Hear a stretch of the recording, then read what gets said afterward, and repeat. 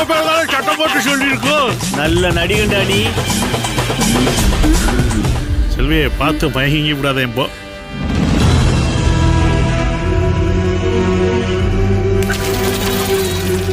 எத்தனை உயிர்!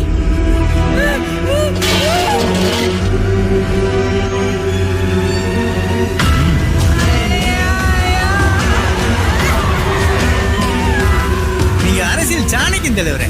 என்ன நக்கிய?